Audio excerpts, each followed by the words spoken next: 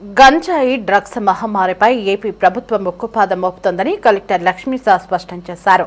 అలాగే ఎన్టీఆర్ జిల్లాలో గంజాయిని నియంత్రించామని, డ్రగ్స్ నిర్మూలనకు విస్తృత స్థాయిలో అవగాహన కార్యక్రమాలు చేపడుతున్నట్లు వెల్లడించారు.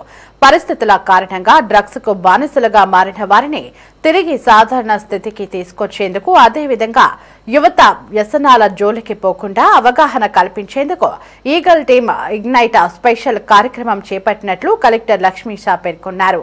ఈగల్ టీం చేపట్టిన కార్యక్రమానికి విస్తృతంగా ప్రజల మధ్యలోకి తీసుకువెళ్లి ఎన్టీఆర్ జిల్లాను డ్రగ్స్ రహిత జిల్లాగా తీర్చిదిద్దేందుకు కృషి చేస్తామని కలెక్టర్ స్పష్టం చేశారు.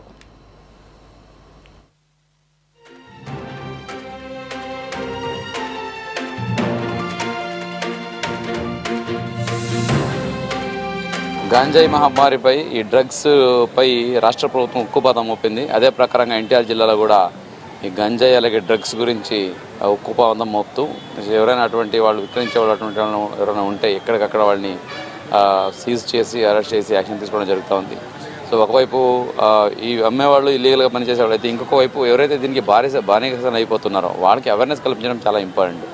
దీంట్లో భాగంగా ఈగల్ సెల్ చేస్తున్న కార్యక్రమం చాలా అభినందనీయము. సో ఇది ఇంకా ఎక్కువగా చేయాలి, ప్రజల్లో అవగాహన తీసుకురావాలి.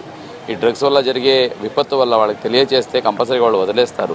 సో ఎవరు ఈ చెడ అలవాట్లు తర్వాత పెయిన్ఫుల్ లైఫ్ అనుభవించాలని ఎవరు ఉండరు. అందరికీ పాజిటివ్ కావాలి, అందరికీ మంచి జీవనం సాగించాలని ఉంటుంది. కానీ కారణాంతరం వల్ల వాళ్ళు డ్రగ్స్కి అనుకోకుండానో లేదా ఎక్స్పెరిమెంటల్గానో ఏదో క్యూరియాసిటీనో బారిసన అయిపోతుంటారు. ఇటువంటిదాన్ని ఆపడానికి ఈగల్ సెల్ విస్తృతంగా అవగాహన కార్యక్రమం చేపడతా ఉంది.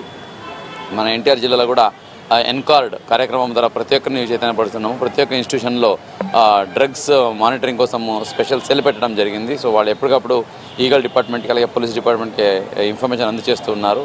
సో ఈ కార్యక్రమం ఇంకా విస్తృతంగా ముందుకు తీసుకెళ్ళి మన జిల్లాలో డ్రగ్స్ లేకుండా డ్రగ్స్ రహిత ఎన్టీఆర్ జిల్లాగా చేయడానికి కృషి చేస్తాము.